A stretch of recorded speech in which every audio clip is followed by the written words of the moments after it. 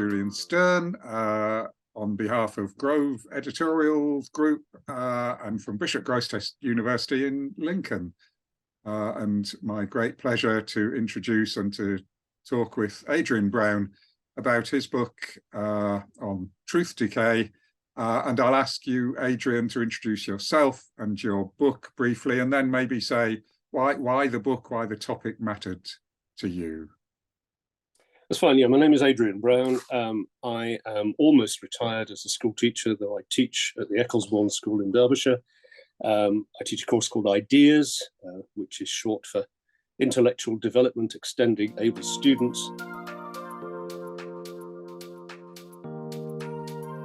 It's a topic that I've been musing on for years and years and years, probably as far back as the 1990s, when I was a Farmington Fellow in Oxford for a term and did some research on the tension between scientism and postmodernity. But it strikes me as somebody who still works with young people and talks a lot with colleagues, that increasingly we live in a world where the concept of truth has gone missing in the minds of many.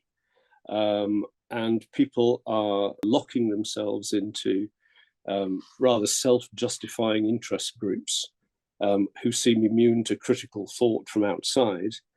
And certainly from my students' point of view, a lot of them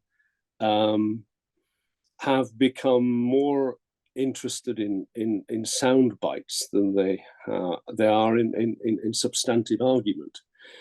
So I wanted to write something which tried to put truth as a concept back at the heart of everything that educators care about. And I think it's relatively easy to demonstrate with a little bit of argument that without the concept of truth, you can't really say anything at all. And I thought it would be useful to do it under the headings of culture, philosophy, because of the Grove tradition, obviously an engagement with scripture.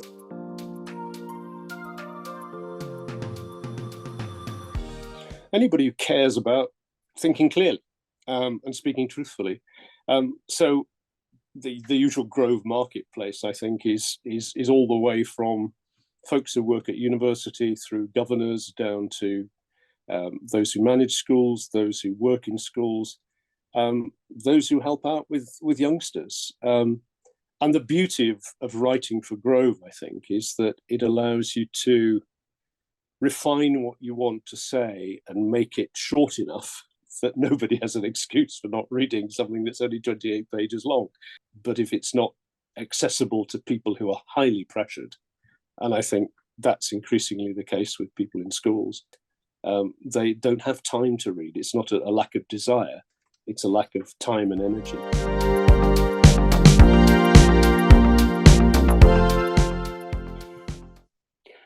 I think probably the fact that there seem to be more identifiable instances of people moving away from what used to be considered the norm, which is that you speak the truth, you're honest in your dealings, and you don't manipulate evidence in a disingenuous way.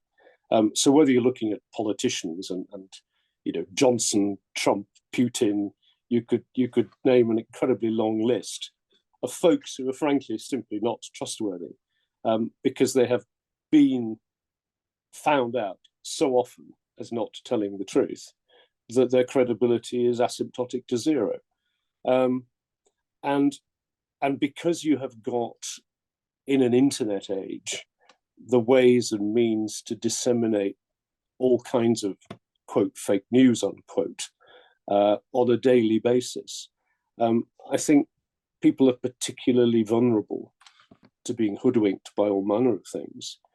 And therefore, educators need to be particularly concerned about how to help those in their care to become more able to discriminate between truth and falsity, and to give them the tools and encourage them to be much more reflective all the time than perhaps was once the case, where experts were trusted, whereas now you've got more competing voices in the marketplace, some of whom are complete charlatans, others of whom have earned the right to be listened to carefully.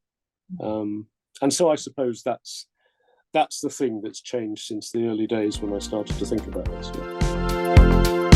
Yeah.